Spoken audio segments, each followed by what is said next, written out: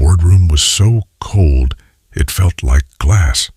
20 faces, all carved from granite, stared at me from across the polished mahogany table. At the head of it sat my uncle, Arthur Vance, radiating a counterfeit sympathy that made my skin crawl.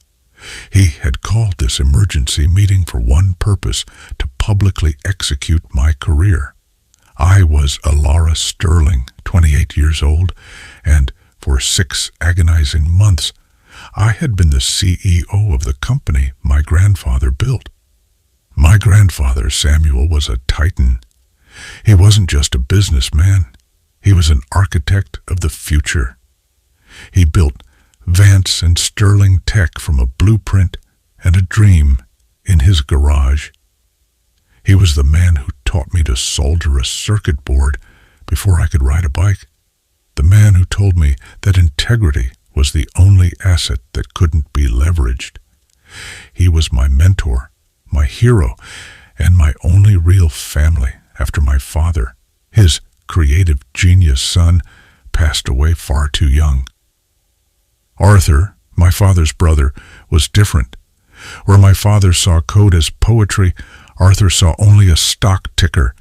He was the shark Samuel kept on a tight leash, the numbers man who chafed under my grandfather's insistence on ethics over profit. When Samuel died, his will was a masterpiece of strategic spite. He left Arthur a personal trust of $50 million. But the company, the voting shares, the legacy, the CEO's chair, that all went to me. The final insult was the clause tied to Arthur's money. He would only receive his $50 million after 1 year, contingent upon his unwavering and full-throated support of my leadership. If I was removed for cause, or if he was found to be undermining me, the entire $50 million would be donated to charity. I watched Arthur's face in the lawyer's office as that clause was read. He didn't erupt. He didn't rage. He simply smiled, a thin reptilian stretching of the lips. "Well, Elira," he'd said, clasping my shoulder, "looks like we're in this together.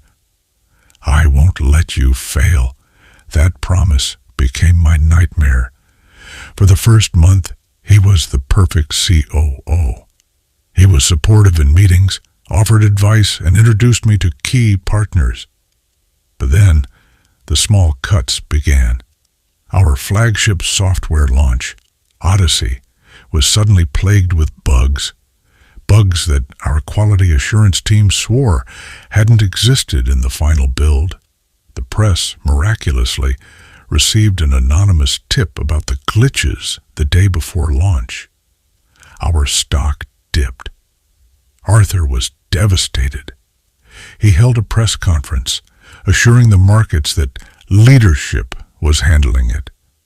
He used the word leadership in a way that made it sound like an abstract concept I had yet to grasp.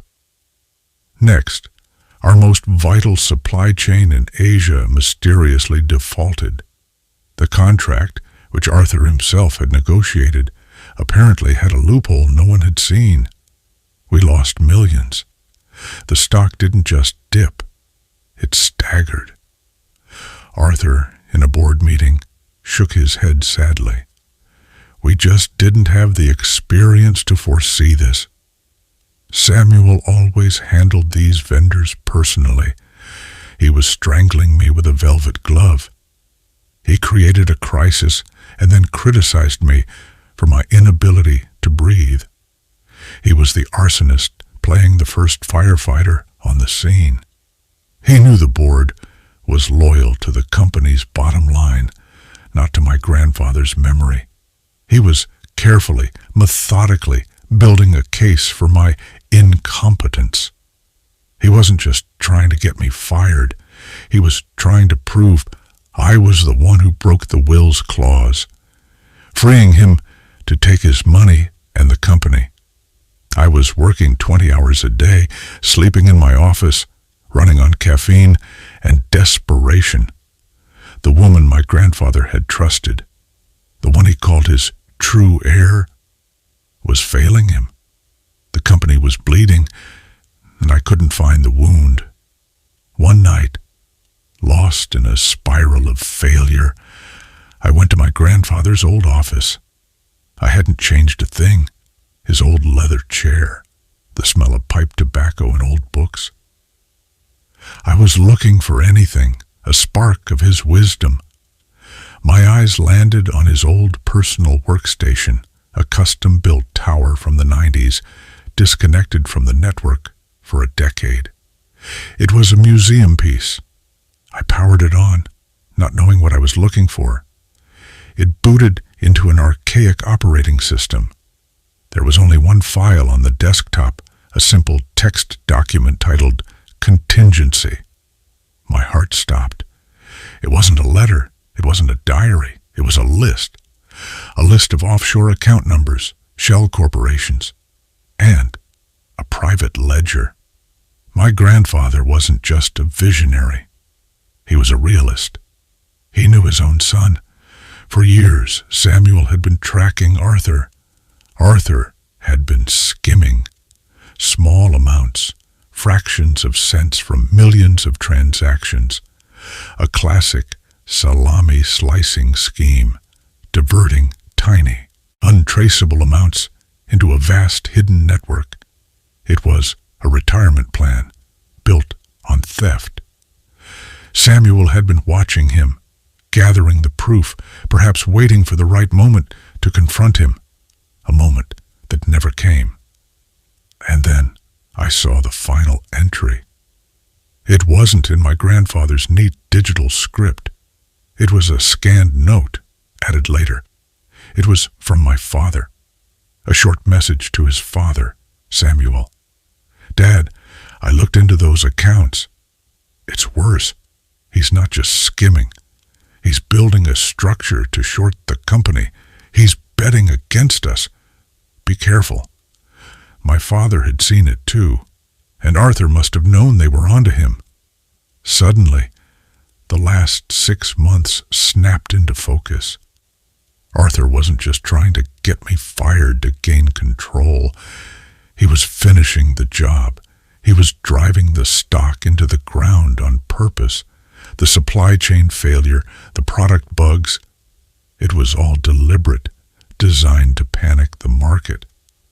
He was using my incompetence as the perfect cover for a massive short-selling operation. He would cash out on his short, let the company collapse, then step in as the savior to buy the ruins for pennies on the dollar, his 50 million trust be damned. He wanted it all. And now, here we were, in the boardroom. Arthur had just finished his 30-minute eulogy for my leadership. The stock is down 40%, he said, his voice dripping with false regret. The markets have lost faith. The Odyssey launch was a catastrophe. We are bleeding partners. It is clear Miss Sterling, despite her passion, is not ready for this role. I must, for the sake of my father's legacy, move for an immediate vote of no confidence. The room was silent. The board members looked at me, some with pity, most with cold pragmatism. I stood up slowly. I walked to the head of the table and plugged my laptop into the main projector. "You're right, Arthur," I said, my voice echoing in the hush. "The company is bleeding, but I finally found the wound." Arthur's smile faltered, just a fraction. "I've spent the last 6 months trying to fix the problems you've been creating. But I was looking in the wrong place. I was looking at supply chains and code. I should have been looking at your bank accounts. On the screen, my grandfather's contingency file loaded, the ledger, the offshore accounts. This, I said, pointing to the list, is Arthur's real legacy. A slush fund he's been building for 15 years by stealing fractions of cents from this company. My grandfather knew. My father knew. Arthur shot to his feet. This is slander. This is fabricated nonsense. She's desperate. Is it? I clicked to the next slide. This is a wire transfer from one of those accounts to a broker dated 2 days before our Odyssey launch. A massive short position placed against our own stock. And here, I clicked again, is the anonymous tip to the press sent from an encrypted IP address. An address that I traced back to a server registered to a shell corporation. I clicked again. The same shell corporation you used to manage your fund, Arthur. The room was dead silent. The board members weren't looking at me anymore. They were staring at Arthur. His face was no longer pale. It was the color of ash. You didn't just want me fired, Arthur. That was never enough. You were burning the house down, planning to cash in on the insurance and buy the land back. I projected the final slide. It was the note for my father. My father saw you. My grandfather saw you. And now, they all see you.